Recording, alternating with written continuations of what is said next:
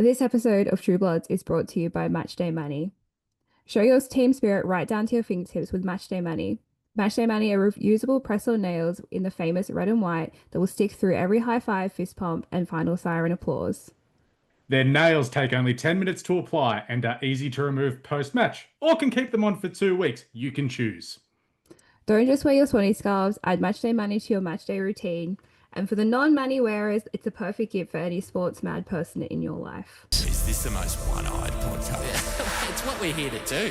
There is only one side in this competition.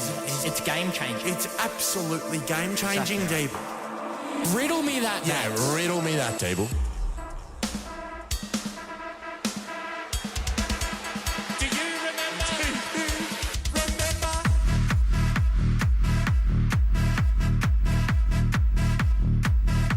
It's what we're here to do. This is True Bloods, the number one independent Sydney Swans fan podcast in the home studio today to review our historic win against the Suns, our first real test against the Cats, and everything else Swannies girls. I am joined by the man who does more stadium hopping than a grasshopper. It is Alex Donnelly. Alex, how's it going? I'm one very tired man today after it's not that far of a trip to go from Arden Street to Windy Hill, but I am never, unless the Swans play there, ever going to Windy Hill again.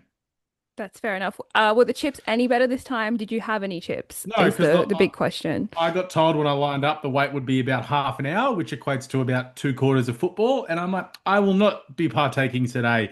Windy Hill, please be better, do better. Half an hour for bad chips as well. Like that's what's the point? Yeah, it's actually it's not a great.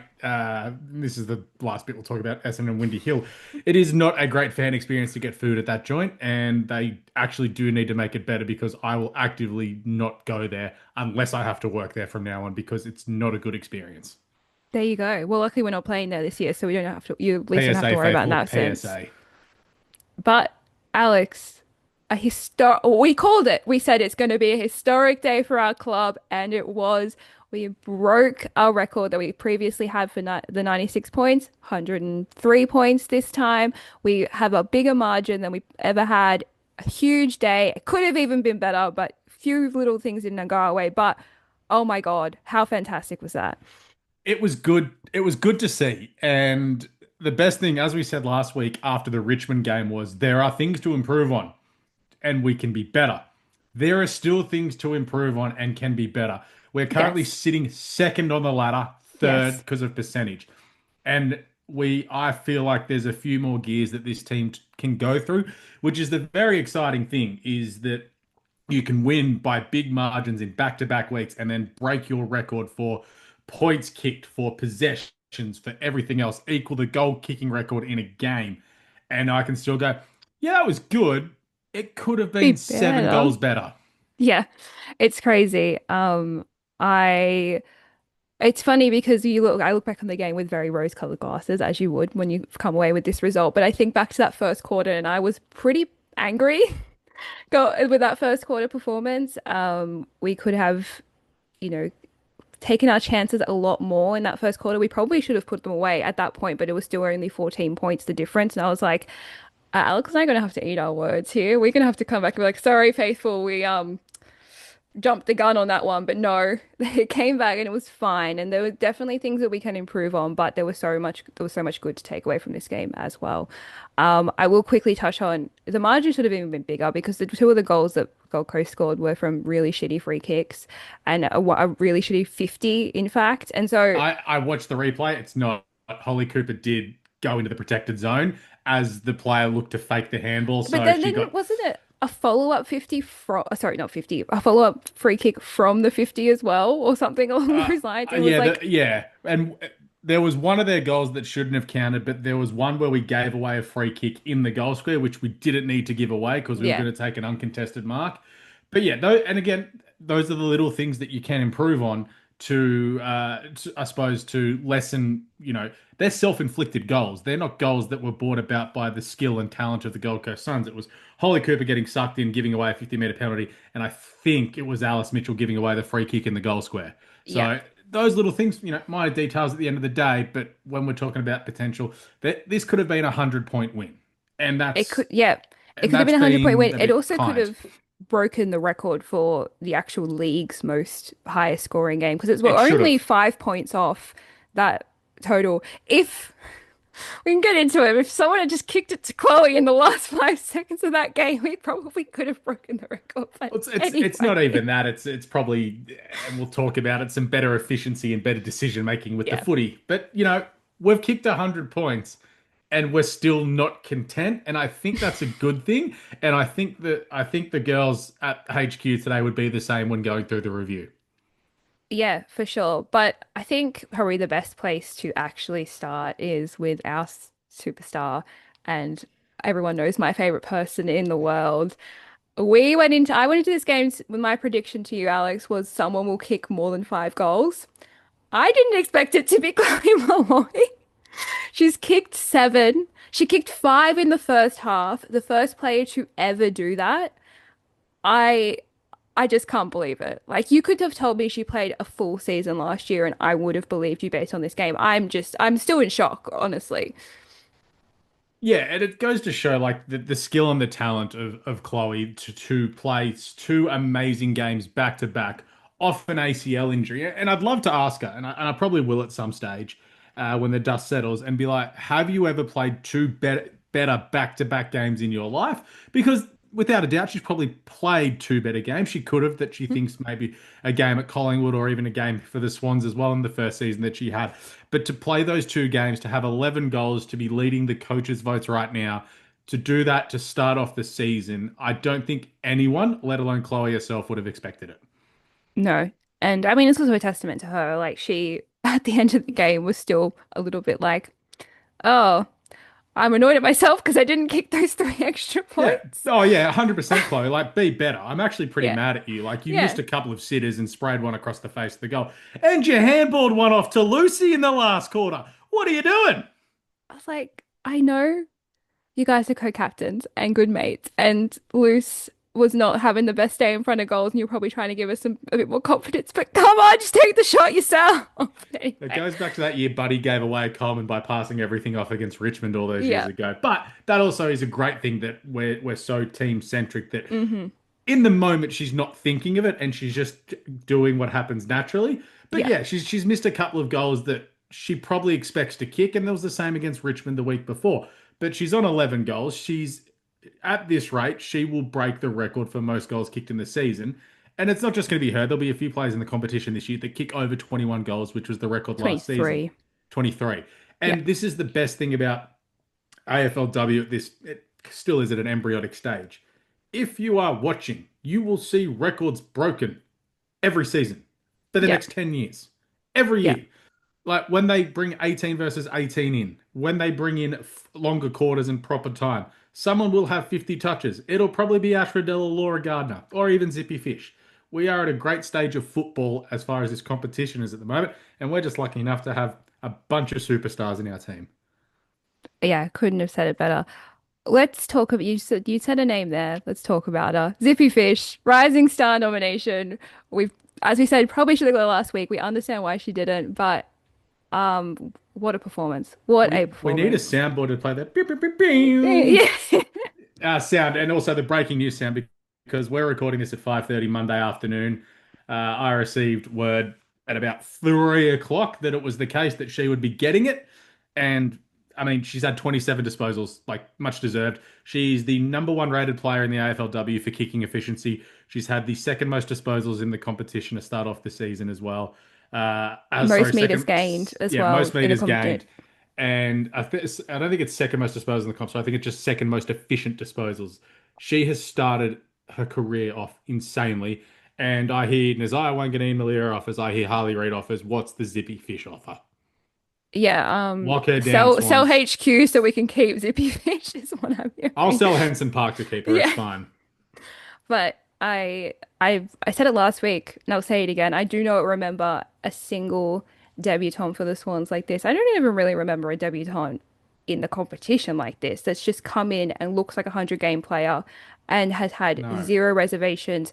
We said it last week, we couldn't wait to see her on a proper sized ground. That even elevated her game to another level. The fact she could run and carry and do these set plays, which I will let you talk about in depth in a second. But she just shows so much, and she's 18. Like, I just, as someone who is 29 and she is 11 years younger than me, it is insane to say that. But she looks like a hundred game player, and she's just got the Rising Star nom. And honestly, just give her the check now. Yeah. Yeah, give her that 20 grand right now, and absolutely it can accrue interest for the next 3 months because times are tough. But yeah, talk me about set play from defense because that was a big part of her game in particular, but our game in general. And I would love to hear your opinion on how where we were going right in that regard. Yeah, so in the first quarter, and if you were watching it, I just picked up on it straight away. I went, that's a play. And you don't see sort of a lot of these anymore out of kickouts. It's usually just get the ball, go long. I know the Hawthorn men have a set play that they do sometimes, but anyway, Alice Mitchell has the kick out, and she just plays on, takes a couple of steps, and Zippy's over in the forward pocket, just almost sort of like pointing around like she's directing traffic, almost as a throw off. As soon as Alice takes a step over the line, Zippy takes off, loops around the back, gets the handball, and in half a second, she's about 40 meters away from Gold Coast goal. She turns it over on the kick, but it's a set play, and the kick doesn't hit the target it's intended for, but it is on the wing in line with the center circle. So with a set play, you have taken the football 80 to 90 meters away from the goal. If that play pays off and a Swans player marks it, Laura Gardner is probably streaming through the midfield, as is Montana Ham. We're in the forward line in And I think it seven did later seconds. in the game, didn't it? Yeah. Because they did it at least twice. And I think the Mm, second one might have actually come off. yeah. And yeah, it's something that I have not seen in football in a long time, and it's really exciting because the opposition don't know what to do with it. Yeah, the old wraparound is underrated. It hasn't been Yeah, done for a while, but it just shows how integral a second gamer is to the setup of the Swans and for how they're going to play going forward. Like she's going to be the general back there for the next 10 years until they decide to put her in the midfield. And even yeah. then, you could just let her run off half back and rack them up because she's also got a left foot that works already. It is insane for an 18-year-old, 19-year-old, sorry, to have this level of skill. And this also comes into what we've talked about. All these young ladies who have played football all of their lives are awesome. And the not the talent gap, but not having the break shows because they're just natural footballers. I do have one piece of criticism for her. I wish she took the shot. It was fantastic seeing Fish go to Ham, and I know that's going to be a piece of commentary we will be saying Yeah. time and time again from now until, 10 years from now. But man, I wish she had the shot. I would have lost my mind if she kicked a goal. But no, She'll I kick a mean, goal. No, she no will kick a concerns about goal. that. It would have been amazing if her and Amelia got their debut goals in the Mm. same game. Speaking of Amelia, debutante goal. And a very good set shot. It warmed the cockles of my heart to see her have a set shot routine and nail it from 30 out. Everything that we've heard about her in the preseason and what we've seen as well. Safe hands, a good kick of the football. A little bit nervous early, but first game, she's kicked a goal. She's Understandable. done her job. I look forward to seeing her playing many more games in the forward line. I I don't think she's going to be dropped ahead of this weekend. There's no way you I can don't drop think her. Her so. effort and endeavour was there all day. I think we're looking at a future key forward for the Swans, given her strength and her height already, as well as being a beautiful kick of the footy. Yeah. And we just love to see a academy player come as on as a debutante. I know Yeah. I know it upsets some people and we love to get players from any which way, If but we anyone love a complains about debutante academies from in the W, academies. just shush. Yeah, I Like, mean, and she's been in the system longer than we've had a W team. That's how long she's been a part of the yeah, Swans Academy. That's how long we've been working at bringing girls into footy in Sydney. So, it's not just a recent 3-year thing. This has been a no. long working project. I digress. Um, but I did mention it before, and I feel like this is going to be a running thing that happens every week. Would you like the license to now talk about your girl Montana Ham? Yeah, I feel like I might get in trouble. I'm talking about it that much at the moment. But look, it's quite clearly after last week I said it was the best game of her career. She's backed it up with the next best game of her career, which this is now the number one. She's had 27 touches. She had her record-breaking disposals at halftime, so she was pretty quiet in the second half. But she's kicked 2 goals, had taken 10 marks, and I'll be honest, she probably should have kicked 4 or 5. But there was a play in the first quarter where she picks the ball up at speed on her toes, steps two people, handballs it off to Lucy, who gives it off to Darcy, and Ham just kept running. She was going ham, gets it back, and unfortunately misses the shot. Would have loved her to kick that goal. I do love that she kicked her two goals being set shots. I was concerned about that during the week. Let's be honest, she did shank the ever living shit out of one at halftime, but it's Did okay. did that go out She's on the full? yeah, Yeah. did not register. So this is Yeah. where I mean she could have had four or five as Yeah. well. But she's in her third year of footy, like having a full preseason. She's going to get better and better and better, and my all Australian agenda continues. Yeah, I can't see how you don't have her in your All Australian squad at the moment. It's just It's ridiculous. pretty hard given what Jazz Garner and Ash Riddell decided to do yesterday as well. They're in a league of their own, okay? Like, Yeah, yeah. because Like people were, there's were getting there's upset three during the midfield week. spots. Jazz Garner had 20 odd and kicked six. I know. Ash Riddell had 43 and one. Broke And I'm them, going, oh yeah, equaled the record. legacy game with 27 and two. And we haven't even talked about our own possession record player who I called would have a day out. Laura Gardner with 39. Should have had 40, but Julie O'Sullivan stole it off her. Hey, that was going to be a really. Cynthia Hamilton got tackled after that. That would have been amazing if that had come off. So I Yeah. can't really fault Julia O'Sullivan for that one. But Laura Gardner did have a fantastic game. She also was similar to Montana in that she was had a really good first half and then sort of petered off Yeah. towards the end of the game, or like petered off in the third quarter but came back in the fourth. Maybe she When you have realized, 15 in the first quarter, it's a bit hard to sort of yeah. keep that level up. Otherwise, she would have had 60. Yeah, I don't know if the Suns decided to finally put someone on her, and that's why she kind of went a bit quiet. They tried to change the defender on Chloe 15 times and didn't clearly didn't work. But I mean, Laura Gardner doing Laura Gardner things, kicked Yeah. a goal as well. Just like un in a game where she probably in any other week would have got the 10 coaches votes, only got four. Like just had an absurd game, but everyone Yeah. else also had an absurd game. So it just like didn't make her look as good, but she was everywhere. Yeah, it's very funny that I think she was like our fourth or fifth best player on the day, Yeah. and she's had 39 Yeah, touches, which is just insane. and yeah, she could have easily broken the record, which is a 43, and Ash Riddell, as we just said, equaled Equal it. to, yeah. We And had the Collingwood game or the Giants game. Whoever plays them throughout the season will get the chance to because yeah, having obviously we watch the Suns, and if a team plays the Suns as well, they will give up a lot of possessions. And Ash Riddell is clearly like she is a better player than Laura Gardner. There is no doubt about that. And if you it's want just to take, experience yeah, though. Like that, it like is Laura definitely has the chance to reach Ash Riddell levels, 100%. but yeah, Ash as Riddell it is stands, one yes, of the Ash Riddell is cleanest footballers I've ever seen. yeah. She has the she also scares me. I saw her yelling at her teammates yesterday. I was 50 meters away. I was like, I would not want to mess with Ash Riddell. And she's 5'2". Like I mean, she's yelling at her tiny. teammates in a 70-point win or whatever. Oh Like yeah. Oh she, no, she was fired up about something. I was like, oh man, I don't want to annoy her. But I yeah, mean, yeah, that's the level that we're talking about as well. But look, there will be possession records and goal records broken against some of these teams this yeah. year.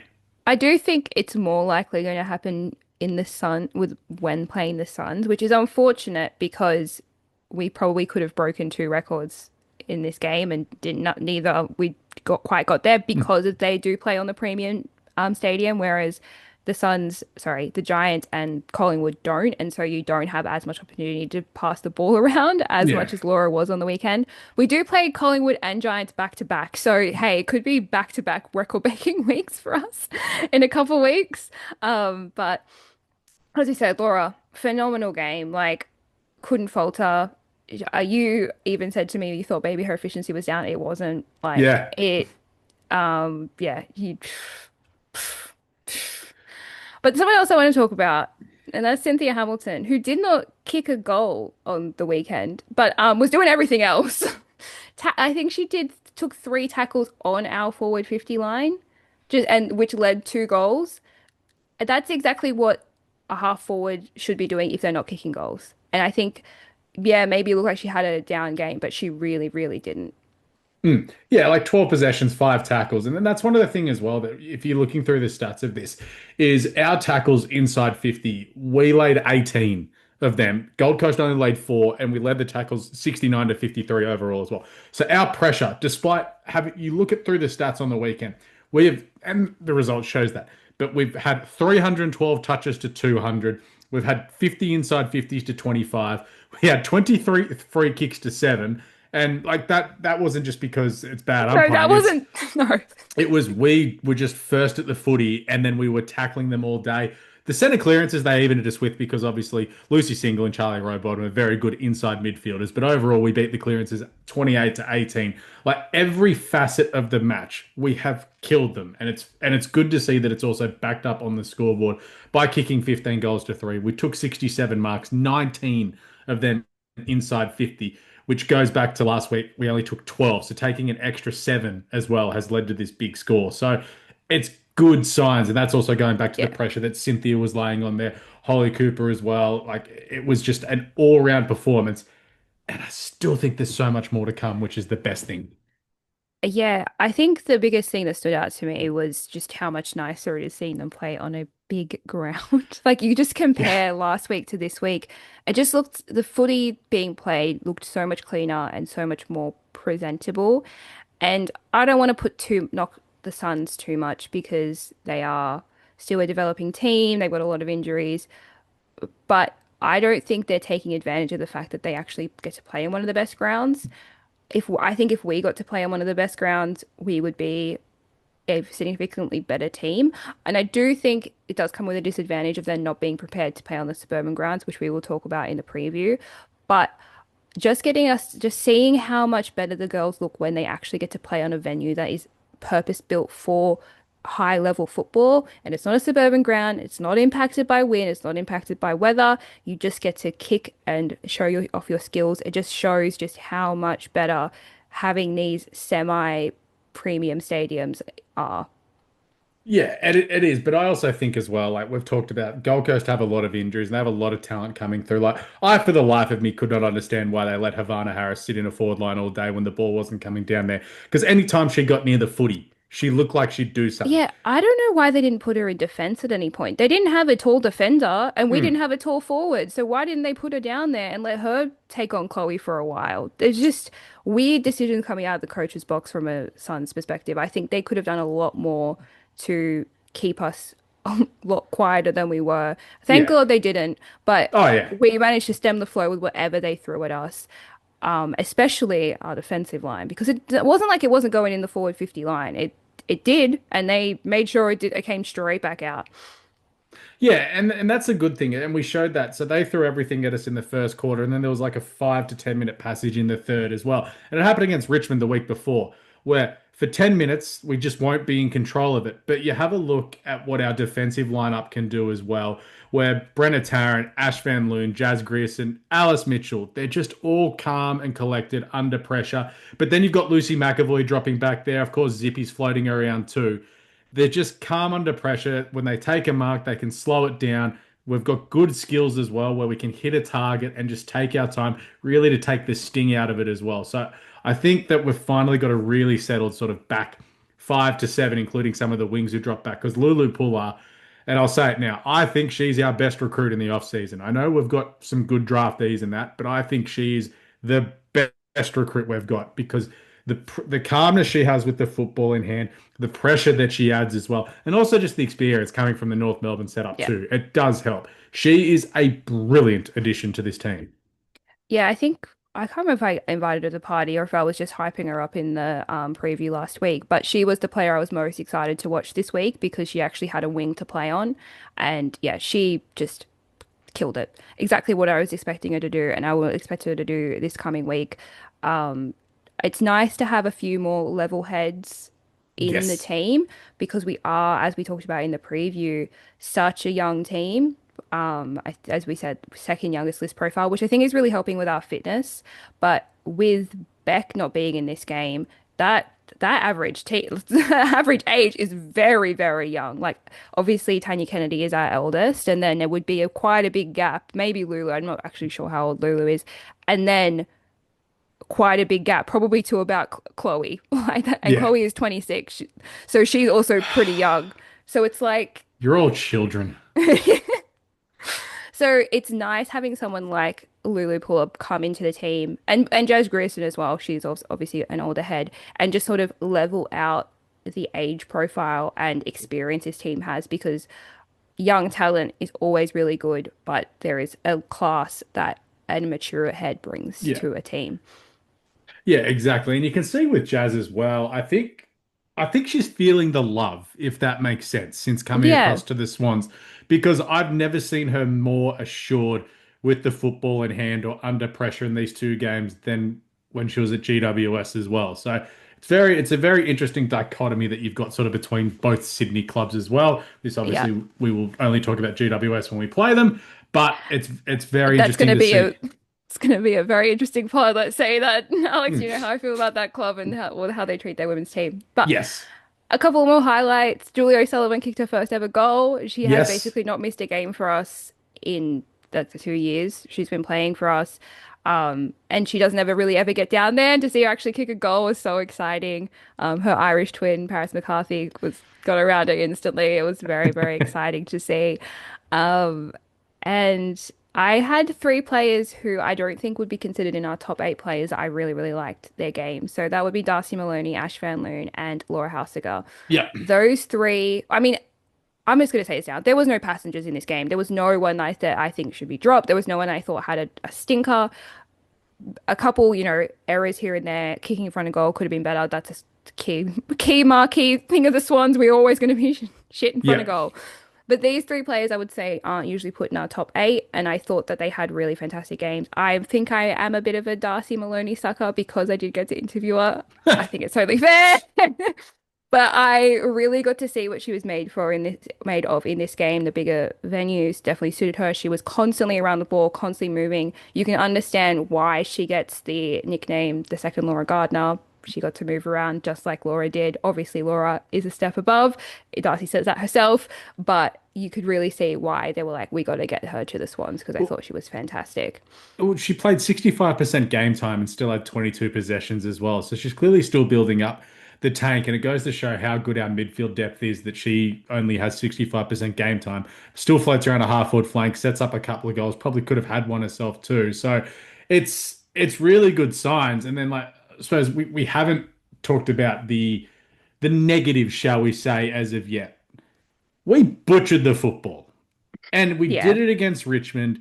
Some of the choices that we make going inside forward 50 or even just around that sort of 60, 70 meter mark from goal, there are too many times, and I understand sometimes you're under pressure, you just got to kick the footy. I get it. But some of the times we just kick it to a 2-on-1 or to a pack without sort of seeing who's around. There might be another handball on, there might be another thing. And then some of the times, because obviously you're going to look for Chloe anytime you're going forward, but sometimes she's outnumbered because someone's zoned off and is just going to stand right in front of her.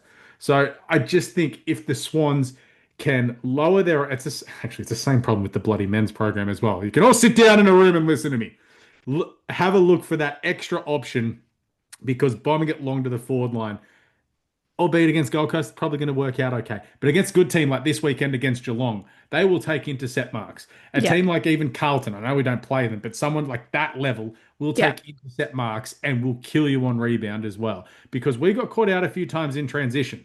So it's if we can get that efficiency up and we can choose the right options, we will kill teams because our foot skills are brilliant and our Yeah. forwards and our half forwards are great.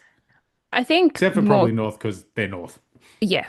I think more on that point that it feels as though, and this is going to be the antithesis to the team we're coming up against this week, but we really struggle initially. Like we can't really get our head in the game super quickly. But then by the end Takes of 10 it, minutes.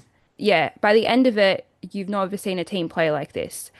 And as you said, this is going to be an issue when we come up against the good teams, which as the ladder currently stands, we are coming up against, I think, seven of the eight that are currently in the eight or something along those lines. Um, and it's going to be an issue. But getting it out of our system now when we're playing the not as great teams is good. And I think the girls know how to run out a game. And so I would rather them backload than front load, if I'm being Yeah. completely honest. But you just Oh, don't want to yeah. ever get yourself in a position where you've not got yourself into a game and then you can't, like we kind of saw with the Brisbane pre-season game. Yeah, exactly. And these are the things. It's round two. We're 2-0. We're third. There's things to improve on, which is the good things. You don't want to be like, oh, geez, we've played our best footy, and you're sort of concerned if it's going to get there. As Scotty Gowans has said, it's a 16-week program that they've worked back from grand final day. So they're going to get better as the season goes on. Yep. This weekend, if we can get through this weekend, and all of a sudden we're 3-0, the Swans are very much setting themselves up to make it, and this is where I'll believe it because I've had people in a Swans group chat. I mean, go, oh, top four, top four. I'm like, oh, I don't know about that. If we can get 3-0 with games coming up against Fremantle, who struggled this week, then Yep. it's Collingwood, Yep. and then it's GWS. All of a sudden, Yep. you're 6-0. Yep. That's top four. hmm Which is crazy because we came here in the preseason, and we'll talk about this in the next egg. But and we were like, yeah, we'll be happy with fifth or sixth. That's probably where we're looking, and we've just set ourselves up so well, especially some other results going our way, like other teams that we're expecting to do good haven't, and we're now one of four teams that are 2-0. That's fantastic. Like Yeah. And I take it back. Of course, we're playing Carlton. I said, oh, I don't think we play Carlton. No, we play them in you're the Pride coming to game. watch, yes, yes, you're coming to watch us play Garland. Yeah. And just I for those mean, watching on YouTube, I'm not drinking a beer. I'm drinking a Pepsi Max for all those who hey, think I might be pissed. it's a Saturday. Saturday. It's a Monday afternoon. Am I pissed? Yeah. Have a beer if you want. Yeah. You know, No, I'm no, no. I've sure got some stuff to do. the boys have been known to. I just throw them under the bus. But I think we'll finish the preview here. We'll come back with the Ask the Faithful. This episode of True Bloods is brought to you by Matchday Money. Show your team spirit right down to your fingertips with Matchday Money. Matchday Money are reusable press-on nails in the famous red and white that will stick through every high five, fist pump, and final siren applause. Their nails take only 10 minutes to apply and are easy to remove post-match, or can keep them on for 2 weeks. You can choose. Don't just wear your Swanee scarves, add Matchday Money to your matchday routine. And for the non-money wearers, it's a perfect gift for any sports mad person in your life. Is True Bloods, and we are back on the W version for your social seg, and we have a record-breaking first ever speak pipe. We do. We haven't really promoted that you can do the speak pipes for the W because we haven't actually tested it and we didn't want them to get mixed up with the men's one. But a good friend of the podcast, constant contributor, Ali Habak has submitted a speak pipe, so we thought we'd better play it. And who better to do the very first one than Ali Habak? So I'm going to play it through the microphone. It's not going to sound like that in post, but Alex is hearing it through the microphone. So because we don't have another way to play this, so we'll figure it out next week. Big technology pod. Yeah. With the women's Sydney Swans AFL ladder, I reckon the women's might go all the way, True Bloods, Faithful, and Deeps and Mads, and win the flag and break many records. That's my opinion. For mine. For yours, For Ali. For yours. mine, Deeps and Mads and True Bloods, Faithful. They break many records. Chloe Molloy will get 8 or 9 6-point goals. Deeps and Mads and True Bloods, Faithful. That's what I reckon. And Fisher will get 4 or 3 or 5 6-point goals. And other Swedish Swans women's players will get maybe 3 or 2 6-point goals. I love it. Deeps I and love Mads and this True team. Faithful, Bloods. And hopefully better things coming for the Sydney Swans men's for 2026, 7 and 8 at 9:30. The Swans up the potty. Thank you, Ali. I tell you what, if Ali Habak's predictions are right, we are in for the greatest 7 years ever. But Oh. he's Well, not we're gonna wrong. complain. He's not wrong. He's exciting. He's just got Mads and Deebs wrong, unless you've had a sex change. Look, And no, well, Mads could be a woman's name. I mean, true. And I've got a mustache and Deebs doesn't. And I Oh, sit behind a God. desk all day. I do not want to see Dave's with a mustache. Please grow it out, Deebs. It'd be great. So yes, love the feedback, Ali back. But yes, Chloe Molloy all over it, and the Fisher. I love it. The Fisher. The Fisher. The Fisher is a good one. Hook, line, and sinker. The Fisher. Oh yes, I love that. Yeah. But let's jump over into the actual Instagrams, the Facebooks, the Twitters. I will start with, there are so many here. Thank you for everyone who actually commented. I'm just going to big love to the girls. Yeah. I like And this please one keep from, doing it as well. and We keep, love the yeah, social engagement. We love it. From Philip Devinson, the lid has been blown right off. I very much agree with Kate McCarthy's comment on the wrap that we are the team to watch this season. We are playing an exciting brand of football, and I honestly think we could now be a dark horse for the flag. Looking very much forward to seeing how we do against fellow contenders. Chloe just smashed the goal kicking record to get to the AFL and get the AFLW best and fairest, and Zippy to get rising star. We could honestly have 4 players in AA if we keep this up. There is absolutely no lie spotted in that, other Yep. than probably the. I'm going to keep a lid on it until if we beat North Melbourne in the regular season, then the lid will well and truly be off. But I until a don't. team can I think beat we them, might pass away if we beat Pol and Alex. yeah, I don't think we'd be able to handle it. no. But then the problem is if you beat North Melbourne in the regular season, they would kick the ever living shit out of us in the grand final. And I don't need another grand final loss in my lifetime. I've had too many of them. It'd be so painful. It would be, But you yeah, know what? It would be very fitting if we also had to deal with it with the girls. So hey, I would be so depressed. And it's like 2 days before I fly away for a work trip. Like it wouldn't be too bad. Get away from all of my troubles. yeah, I've got Facebook up here, Cal and Perry. yeah. This week we'll test them and show us where they're at. Hard to judge the season off the first 2 games. Lovely what we are seeing though, and that's correct. Like this is the test. Like I said, Richmond was going to be a test. Richmond are a bit shit. They got smashed yesterday. Yeah. If Yeah, you well, want that's the thing.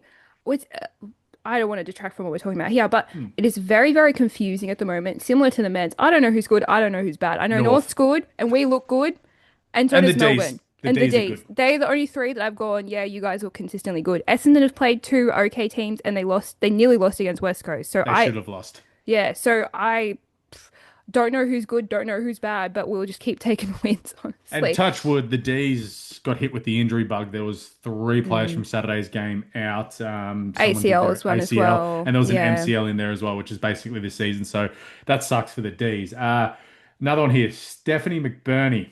If key players stay injury free, they can probably get a double chance for finals. Chloe, Zippy, Tanya, Ali, Lucy, and Cynthia.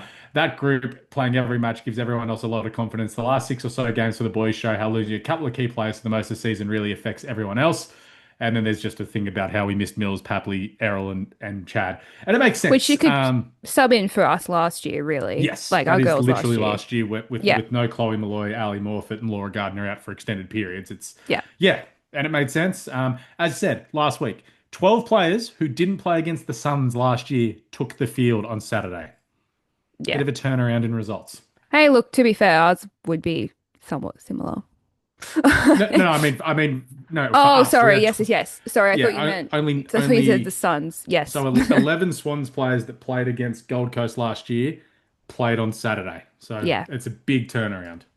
I'll go with this one from I Zanzibar over on your Instagrams. Elite defense, rebound, contested ball winning, and pressure all around the ground. Star factor in every part of the ground and great role players.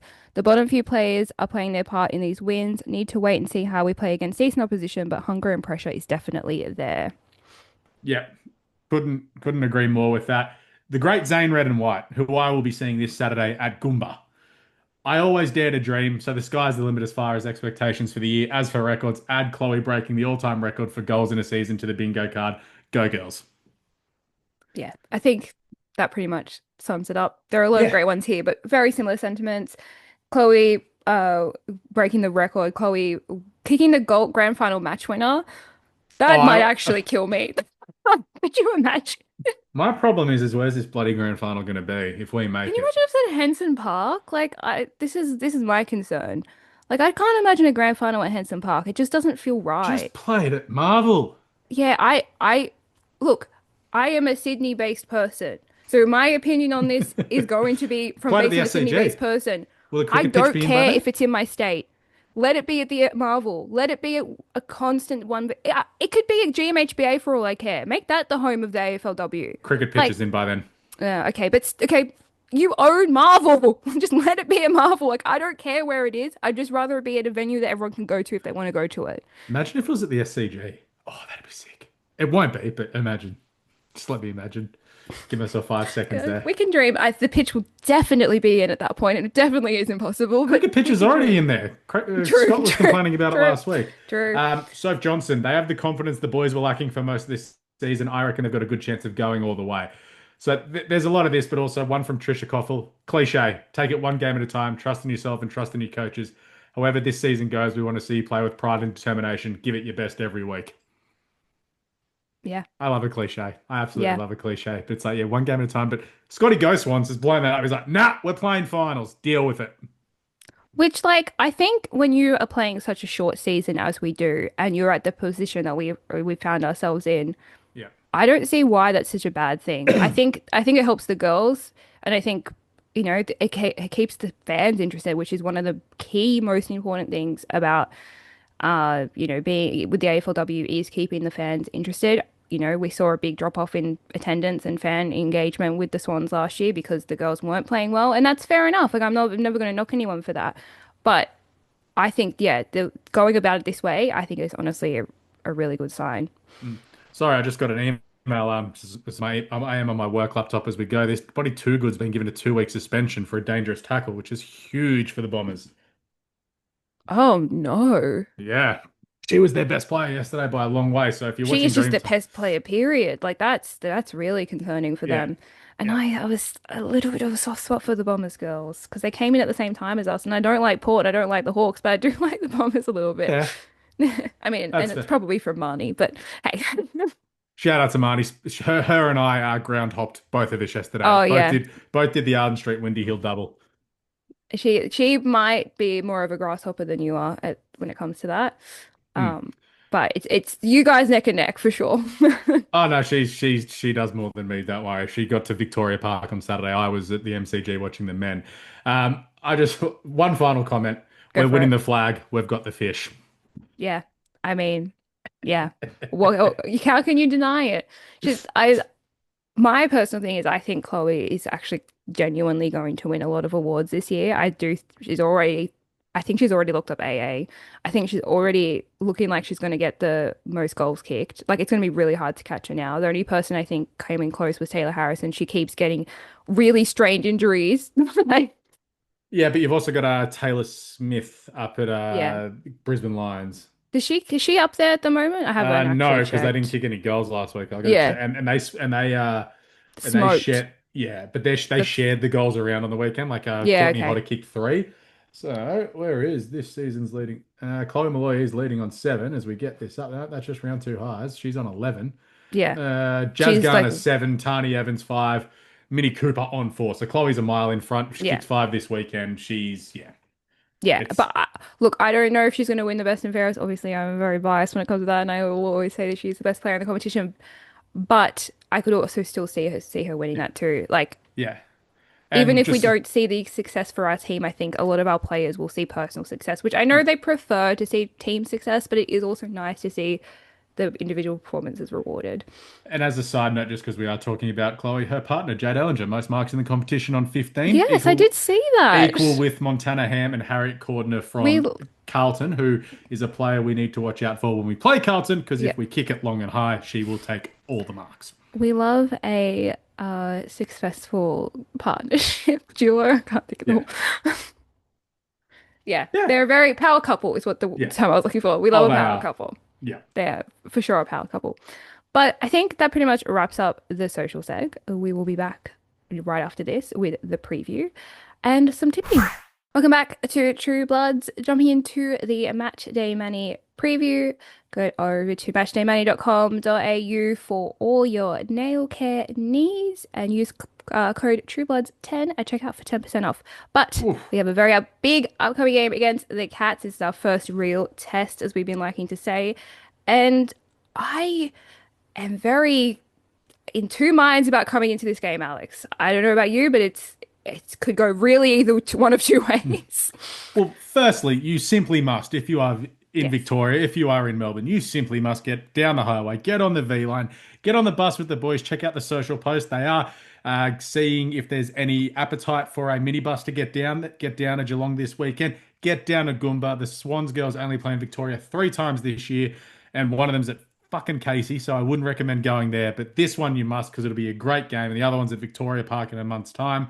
But having a chat to the great Zane Red and White, going, righto, mate, where are we going to go pre-game? Because if we're all coming Sunday, 3 o'clock, a primetime kickoff, it definitely Isn't should it be the bar. Saturday? Saturday, Sunday, whatever it is. I think it is Saturday. I've got my calendar wrong. I need to change that. It is Saturday. Take that back. It's Saturday. We're definitely getting it to the Barwon Club across the road, which is owned by the McCartan parents for Oh, mine. there you go. You have, okay, if you don't know what Goomba is, GMHBA Stadium in Geelong, Yeah. you just go. I am very, very jealous that I couldn't make it work to get down for this game because I think you boys are gonna have a phenomenal time and all the faithful should get down there because it is Saturday. So it's 3 o'clock. I don't know, it's only an hour to Geelong, so you're gonna Yep. get home You can get around a train. 8. You can get a Like, train. It can if you don't get on the bus, you can get the train. It takes about an hour from Southern Cross. We can go down a bit early, have some lunch, have a couple of beers. I will be going in a non-working capacity, so I'll be full Sydney Swans nuffy this weekend, except for maybe post game if we win, I'll flash the media badge and try and get an interview for the socials. But other than that, simply must get down simply there for must get mine. down for yours, Alex. But speaking of GMHBA, this is our only other game at a premium venue. And when I say premium, what I mean is it is Really? purpose built for football and it is purpose built for the AFL and it is the men's teams play there basically. That's oh yeah, that game we got it. We're at, oh no, we're at Utah's. Is that okay? I guess. I guess, yes. Yeah, But we're not at North Hobart Oval at least. We're at yeah. Utah's.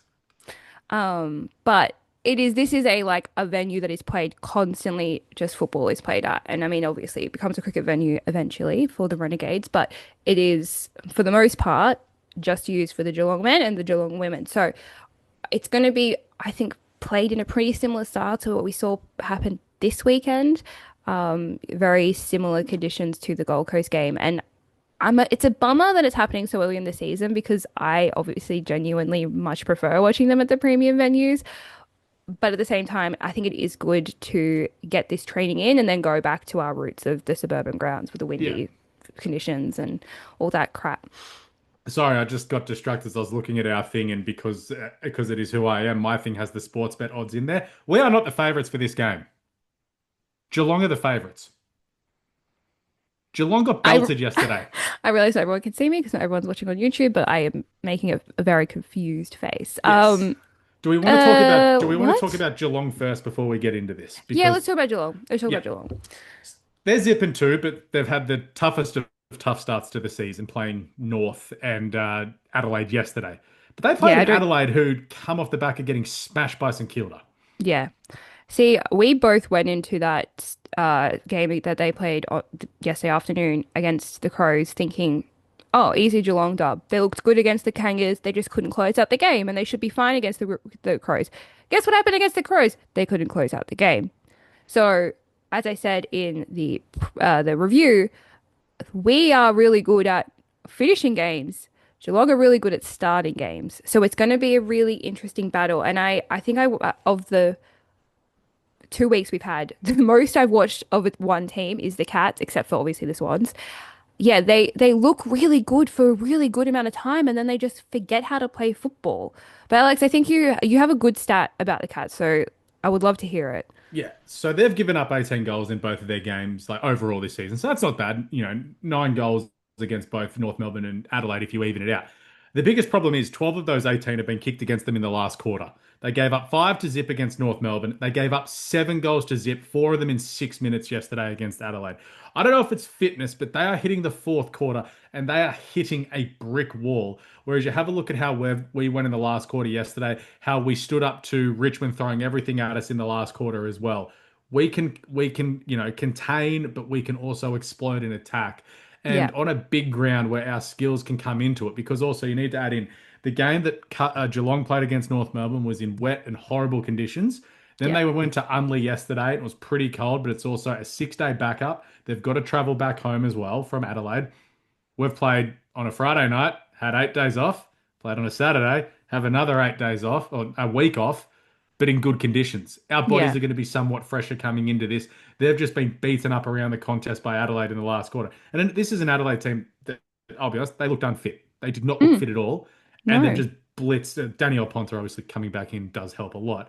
But they got blitzed. They're not running out games. And I don't know what it is, but if we're in front coming into three-quarter time, it's almost game over Yeah. because we've shown with our run and carry and desire compared to Geelong, like it's 12 goals to zip in last quarters. So you can't really, other than that, like I'm not the stats guy. Liam McCallion, the co-host on AFLW today, he's the stats guy. But when you are giving up that many goals in games, it's ridiculous. So Yeah. in second halves this year, Geelong have kicked one goal in their two second That's halves. They've that's insane. they've kicked Like this is a one goal team and that given up people thought, 14. yeah, people thought going into this season might rival North. And they, for some reason, I don't know if it's fitness, I don't know if it's a mental thing. I genuinely don't know. Both the last quarters, I will say the conditions did not favor the Cats. So it was windy at both of their first two games, and the wind was going in the direction of their opposition in the final quarter. But they were not. They did not put themselves in a position to stop the stem the flow of goals from happening in the last quarter. They could Yeah. have easily got put themselves on the scoreboard in the third, but they just not, and they just I don't know. But it does mean they're going to come in hungry, which is my bigger concern. The huge problem for them is as well, both games they've gone over an hour without kicking a goal. Yeah, So they've got spaces where they just drift out and they can't capitalize on any forward movement that they have. But this is still a very good team, and it's not a team to take lightly. I am shocked that we're not favourites. If you were responsible last week and gambled responsibly, maybe have some of those winnings on the Swans uh, to win at over $2 this week, because I said we'd clear the 15-point line, said we'd win by 40. It was a nice weekend for the wedding fund. yes. As the non-gambler in this duo, I will, as Alex said, gamble responsibly. But it is always interesting to go into the game with that knowledge, going, what does everyone else think? And Yeah, if you had said that to me 2 weeks ago, I would have said, yeah, that makes sense. I would agree. At the start of the Yeah, season, I would have 100% agreed.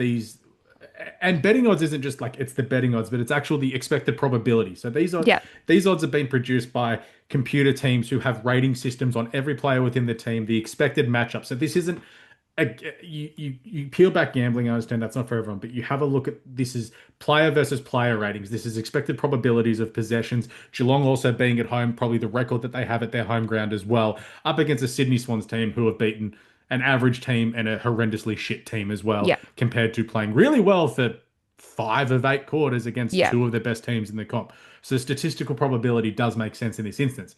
But then you also come into the human psyche part, where the Swans are going to be just like, they're going to be untouchable. They're walking on water at the moment, and the Cats, they're beaten up, they're sore. They're like, oh, and now we've got to play the Swans who look yeah. just absolutely amazing at the moment. So this is a great chance for this club to go 3-0 and set up their season. Yeah, and I think what you speak to about the psychology thing, I think that's a big part of why Zippy Fish has been so successful.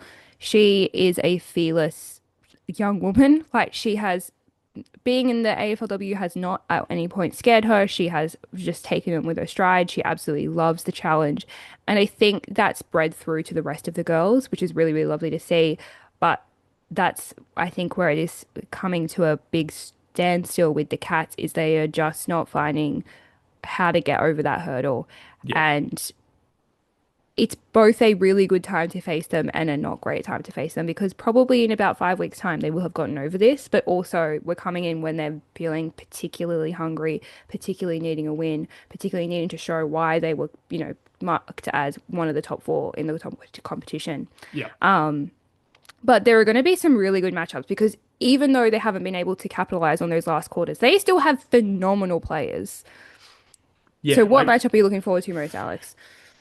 I'm looking forward to the midfield battle where you've Yep. got Georgia Prasparkas, Amy McDonald, and Nina Morrison from Geelong, who it's one of the best trios that you can get in the competition, and Yep. it's where the game's going to be won for Geelong. If Geelong's midfield gets on top of ours, that's where they'll win the game.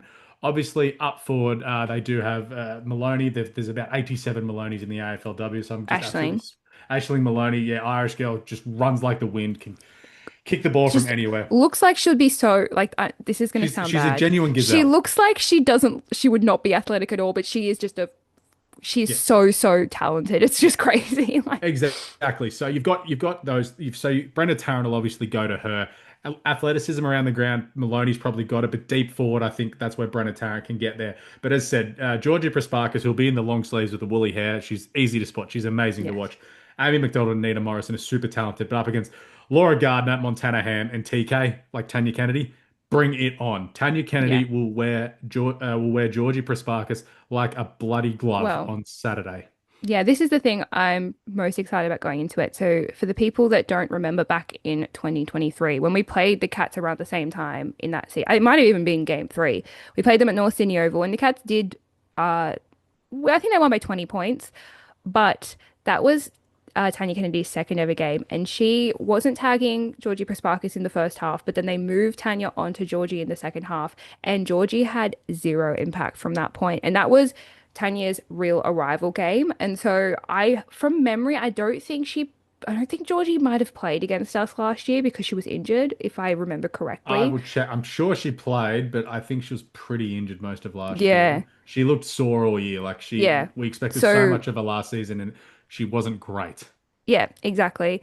And so Tanya, now both these two being back to full fitness, obviously Yeah, Tanya wasn't injured last she year. did play This last is year. going to be a phenomenal battle all day, and I cannot wait to watch it because it's just going to be remind the competition why Tanya Kennedy came to the forefront in 2023 and why she has not dropped a game since then.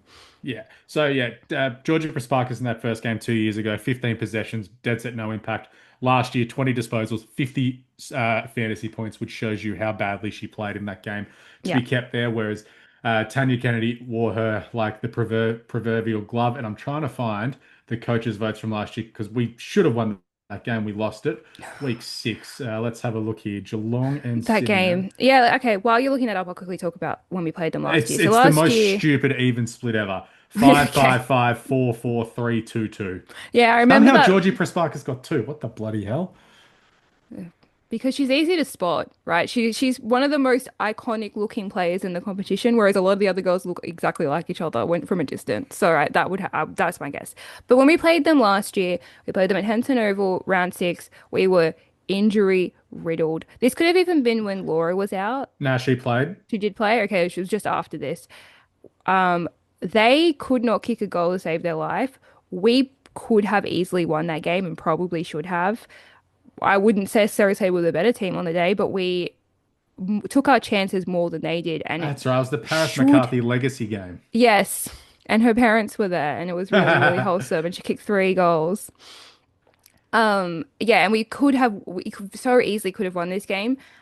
And so if we're taking that at face value of the last time we played, and obviously conditions are very, very different, all of that, I think it's very much swung in our favor. If we nearly won that game, we can definitely beat them this time. So there's probably again I'll reference this when we play teams that we played against last year. There are 10 players that played in that game last year that will not be playing this weekend. Yeah. So there's maybe up to 11 as well. Like, this also depends if Proof comes back into the squad as well. So Yeah. you think about the change around there. The only change I think this year for Geelong will be they've got a new ruck because Kate Dunlop. Darby, Poppy Dunlop. yeah, she looks okay, but I think around the ground is where we will have them. Oh, and Yeah. also we picked up their starting rover from last year as well in Darcy Maloney. Yeah. Well, I'm going to quickly talk about the rock because so we didn't talk about Ali in the review, but the commentary was really not upsetting me, but I was quite frustrated because they They are kept saying tick. Polly gets mad at yeah, commentary. I was really trying not to do it to not help Alex with his bingo card, but you got me because I have to talk about it. They were talking about how Ali wasn't having a great game. And now, yes, we are talking about an All-Australian ruck. We're also talking about a ruck that barely played last year. So they were acting like the Suns' ruck, name I cannot even remember, it's not important, was getting the best of her. No, Ali was having just as good a day as her, if not better. She had more hit outs. I think the other one had more clearances, but still, it was pretty neck and neck.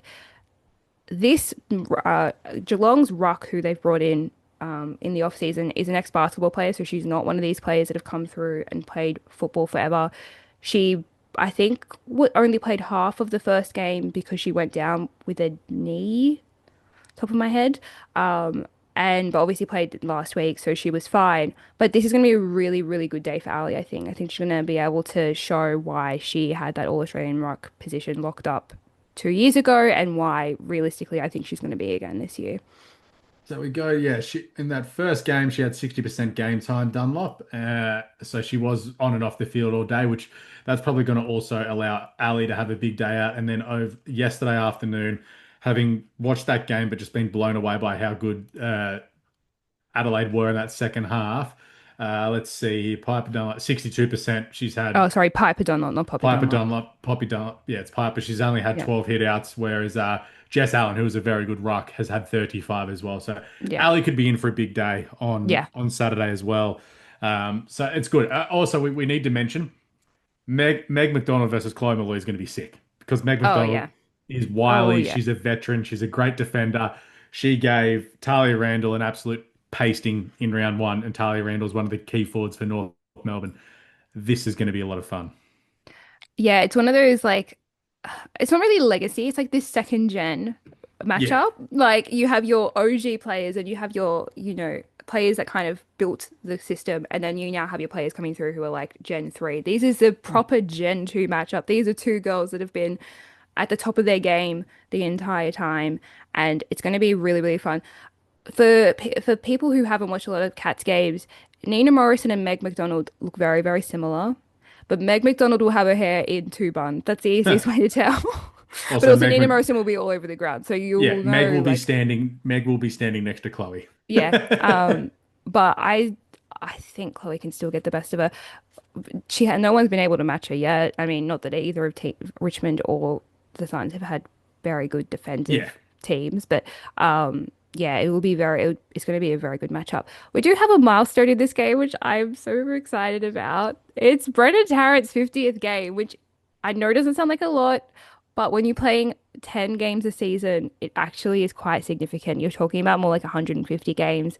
And Brenna has Yeah. been one of our, I think she's only missed one game since in our entirety of our lives, as a club. And she, All Australian defender, just a phenomenal player. So I'm really excited for Brenna. And I think, as you said, she's going to match up on Maloney really nicely and show the competition why she got that All Australian jacket last Yeah. year. Yeah, it's going to be this game has a lot of like fun permutations as well. I mean, provided the Swans win, of course. Of course. But Alex, who are you inviting to the party? I'm going to invite Ali Morfitt to the party. I Yeah? feel like she's had two games to really like she's obviously had a good preseason. She's built up her base as well as her fitness is concerned. She looked to get better as the game went on the weekend. She needs to stamp herself because her ruck work around the ground, giving first use to Laura Gardner, Tanya Kennedy, Montana, Sophia Hurley, who we've bizarrely not mentioned this whole podcast despite being brilliant over the weekend. But it Yep. happens when all 23 of them play well. Yep. Sophia Hurley has started off the season in great fashion, looks fit, a lot of tackles, and really good with use of the footy as well. If Ali can get around the ground, take some marks, dish off some hands so we can get our run game going, if she takes 10 marks, we'll win this game by 6 goals. Yeah. Couldn't have said it better myself.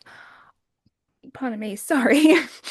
So as I said, I have a very big soft spot for this girl, and it is coming up against her old club.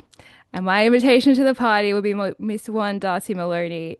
I think she's going to have a massive game. I really do. If you listen to the interview I did with her, she still has a very big love for Geelong. So there isn't bad blood there. It isn't like when our ex-Giants girls play the Giants. There is obviously still love within the club, and it was more of a move for game time than anything else. But she had 22 touches on the weekend and 65% game time. Getting that game time up, I think she's going to just blitz it. You know what? 3 goals. Oh, wow. We'll blow the Because roof off Goomba if she kicks three. I know, but I think Chloe's going to probably be held by Meg for a lot of the time. And Yep.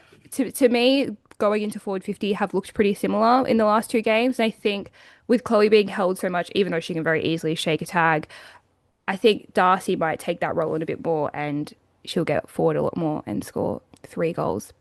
Yeah. Now, And it's do you just think there's, oh, you go, sorry, go. no, I was just saying it was the strong tall forwards that really did the damage last week with Randall and Ponta. And I said it was Danielle Ponta. It's sorry, I said Danielle Randall, I think earlier. It's Chelsea Randall and Danielle I Ponta. thought you were talking about a different Randall. I don't know. I No, didn't no, correct you. Chelsea Randall To and Danielle Randall, yeah. Ponta. My apologies. They're both freaking jets. Like Yeah. I'd love to have them in our forward line. But yeah, tall, strong, athletic. I think that's our sort of is going to be our best chance is to use our pace on the footy to get them. So it's probably going to be a day where if you have a look at some of our players, it's going to be ones that get out the back. It's a Paris, a Cynthia. Even if Montana goes forward as well, it's going to be up to them to make sure that they do kick those one or two goals because we've shown we can kick a big score. Geelong have shown some defensive issues, Mm, and I'm still not convinced about their forward line, even though they played the greatest W game ever down there last year against Hawthorn. But that was when they were flying.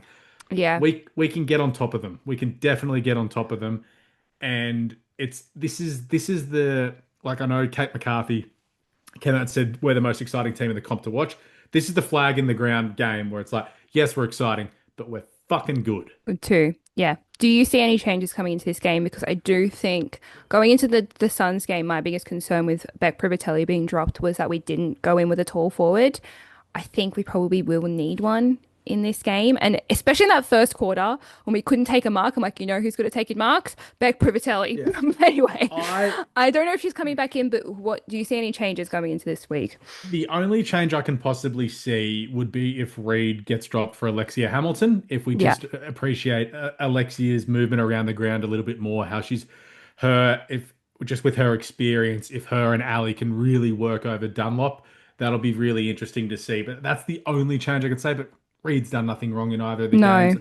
I I wouldn't be making a change personally, and that's a bit shit for Beck. But as we've seen in the men's team this year, sometimes just players they just get squeezed out, and it's just up to them just to keep pounding the door down at training and trying to get back in. And Yeah. I realized I forgot to mention Rebecca Webster as well for Geelong. She started off the season quite well. Yeah. I agree with Beck. It's a tough one. We obviously I was very shocked. We were all very shocked to see her that she Oh, it was came dropped out of because nowhere. it came out of nowhere. She's like a stalwart in our club and such a, she's probably if I had to name five players I didn't think would ever be dropped, she would probably be in that five. So it was Yep. quite shocking. I after I processed it a little bit more, I understood why. But I thought she was very good against Brisbane, so that was the kind of shock to me. It's like, okay, she had a good preseason, not great against Richmond, instant dropping for a debutante. It just seemed a bit Yeah. weird, but I also understood the logic of being like, let's debutante the player against the Suns, you know, makes sense. So, like, I was in two minds about it. I would love to see her back this week. Would also love to see her back against Freo so she kicks her 50th in Sydney. That's just me being selfish. Yeah, fair. But I think we do need a little bit more height, whether it's Beck, whether it's Lexi, whether it Lexi Hamilton or Giselle Davies even. I don't know. I think we just need one extra tall. So it'll be interesting to see where they go with. But I think Lexi probably is the one if Yeah. it's good because again Reed was great on the weekend. No issues. I just think more experience would be better. But uh Swans by how many? Swans by how far? God. Let's go 24 points, 4 goals, and it'll be 64 to 40. 10 goals, 4, 64 to 5 goals, 8. No, 5 goals, 10. You thought put way more thought into that than I Oh, no, did. that was off the top of my head. Wow, in the quick math as well. I'm going Swans by 14. I think it's gonna be close, but not too close, which will be nice. Yep. And I'm gonna say it'll probably be 54 to 40. Okay, I don't mind it. Tipping. Got to get into the Tipping. tipping. I had Uh, an absolute shocker. Oh, I told Deems you I is wouldn't be on top very long. Yeah, Polly got 4. I got 5, yet I got 7 at work because I tip differently because I do my tips while I'm doing the show.